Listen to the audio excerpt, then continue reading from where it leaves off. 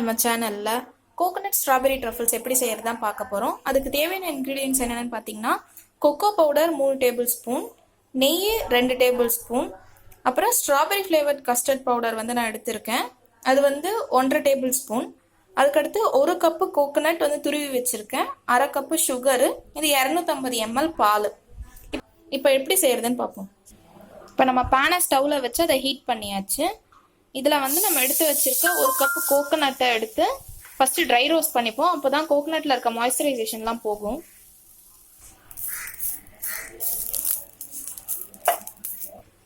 இப்போ பார்த்தீங்கன்னா தேங்காய் துருவில் இருக்க ஈரப்பதம்லாம் போயிருச்சு. இந்த ஸ்டேஜில் நம்ம தேவையான அளவு சுகர் ஆட் பண்ணிப்போம். சுகர் உங்கள் ஸ்வீட்டுக்கு தகுந்த மாதிரி சேர்த்துக்கோங்க. சுகரை நல்லா கலந்து விட்டுருங்க. கொஞ்ச நேரத்தில் சுகர் நல்லா டிசால்வ் ஆக ஆரம்பிச்சிடும். நம்ம இந்த ஸ்டேஜில் அந்த ஸ்ட்ராபெரி ஃப்ளேவர் ரெடி பண்ணிடலாம். இப்போ எடுத்து வச்சிருக்க கஸ்டர்ட் பவுடரில் காய்ச்சின பாலை ஆட் பண்ணிக்குவோம். ஆட் பண்ணிவிட்டு கட்டி இல்லாமல் நல்லா கலந்து விட்டுருங்க.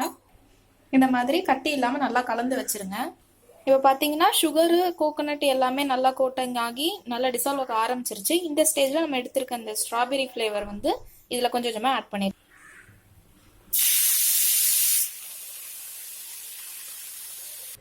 இப்போ பார்த்தீங்கன்னா இந்த கோகோனட் சுகர் மில்க் எல்லாமே நல்லா திரண்டு வந்துருச்சு.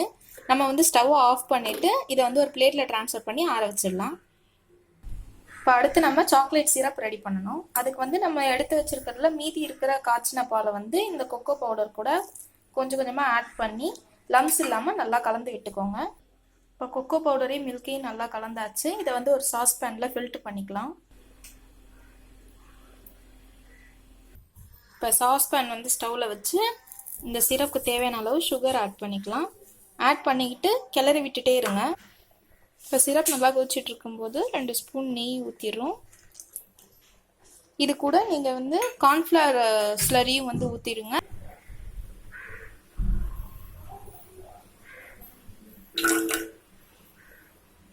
இந்த சாக்லேட் சிரப் ரெடி ஆகிறதுக்குள்ள நம்ம ப்ரிப்பேர் பண்ணி வச்சிருந்த கோகனட் ஸ்டஃபிங்கை ஒரு 10 மினிட்ஸ் ஃப்ரிட்ஜில் வச்சு எடுத்துடலாம். அப்போ தான் நல்லா செட் ஆகும். இப்போ பார்த்தீங்கன்னா கொஞ்ச நேரம் நம்ம அடுப்பில் வச்சதும் அந்த கார்ன்ஃப்ளவர் மிக்ஸ் போட்டதும் நல்லா க்ரீமி கன்சிஸ்டன்சிக்கு வர ஆரம்பிச்சிருச்சு. இப்போ நம்ம ஸ்டவ்வை ஆஃப் பண்ணி இதை கொஞ்சம் நேரம் கூல் ஆகிற வரைக்கும் வெயிட் பண்ணலாம். இப்போ நம்ம ரெடி பண்ணி வச்சிருந்த சாக்லேட் சிரப் கூல் ஆகிடுச்சு. இதை ஒரு பவுலில் ட்ரான்ஸ்ஃபர் பண்ணிடலாம்.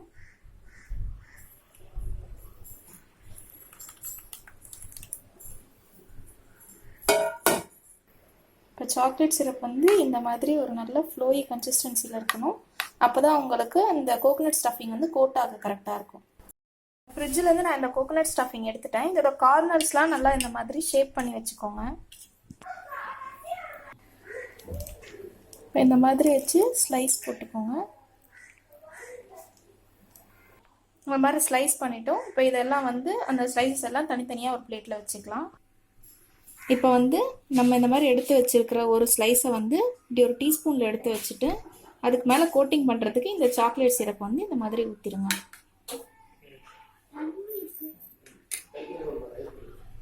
இந்த மாதிரி எல்லா கோகோனட் ஸ்டஃபிங்கையும் சாக்லேட்டால் கோட் பண்ணி வச்சாச்சு. இப்போ நம்ம இதை ஃப்ரிட்ஜில் வச்சு அது கொஞ்சம் செட் ஆகுற வரைக்கும் வெயிட். அவ்வளோதான் ஃப்ரெண்ட்ஸ், ஃப்ரிட்ஜில் இருந்து எடுத்து செட் பண்ணியாச்சு.